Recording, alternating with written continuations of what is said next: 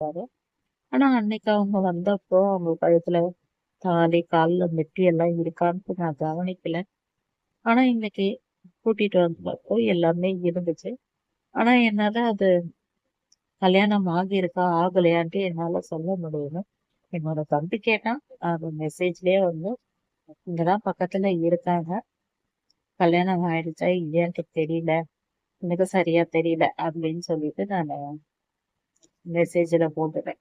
7 மணிக்கு அவங்க ஒர்க் முடிச்சு வீட்டுக்கு வந்துட்டு அவங்க கிட்ட விசாரிச்சான். அப்பா வந்தாங்க. என்னடா உனக்கு அப்படின்னு. இல்ல நீ ஜெயாக்கு வேலைக்கு பார்த்துக்கிறதுக்கு தானே கூட்டிட்டு வந்திருக்கேன். கல்யாணம்லாம் எதுவும் பண்ணல இல்ல அப்படின்னு.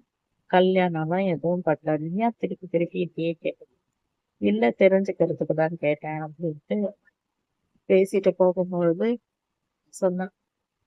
கல்யாணம்னு ஒண்ணு பண்ணியிருந்தீங்கன்னா உங்க 2 பேரையுமே நான் வெட்டி போட்டுருவேன் சொல்லிட்டு நீ என்னத்துக்கு அப்படி முகத்தை வச்சிட்டு இருக்க? போயிட்டு படு.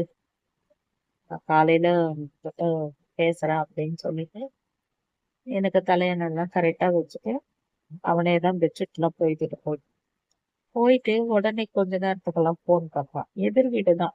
திரும்பவும் போன் பண்ணான். எதுனா உன்னை திட்டாங்களா அப்படின்ட்டு. அதெல்லாம் எதுவும் இல்லடா அப்படின்னு. இப்ப எங்க இருக்காங்க அப்படின்னு. ஆனா நான் வந்து படுத்துட்டாங்க அவங்க, தூங்குறாங்க அப்படின்ட்டு சொல்லிட்டேன். ஹால்ல தான் படுத்துட்டு இருக்காங்க. ஆனா அவங்க டிவி பாக்குறதுக்கு அப்பா கூட போயிட்டாங்க. ஆனா நான் அப்பவே கன்ஃபார்ம் பண்ணிட்டேன். எங்களுக்கு கல்யாணம் தான் ஆகுது. அதுக்கப்புறம் ரொம்ப நேரம் அழுதுட்டே அப்படியே படுத்துட்டு இருந்தேன். 11 மணிக்கு நைட்டு என்னுடைய தங்கச்சி ஃபோன் பண்ணுச்சுன்னு சொன்னாங்க. அத வந்து அப்படியே யோசிச்சுட்டே படுத்துட்டு இருந்தேன். நமக்கு ஏன் இப்படியெல்லாம் லைஃப்ல மாறி போச்சு. அம்மா சாகணும்னு இந்த குடும்பம் இப்படியெல்லாம் போகணுமா அப்படின்ட்டு எல்லாம் யோசிச்சுட்டே இருந்தேன். அப்படியே தூங்கிட்டு இருக்கேன். மறுநாள் காலையில அவங்க அப்பா எல்லாத்தையும் சொல்லி கொடுத்தாங்க.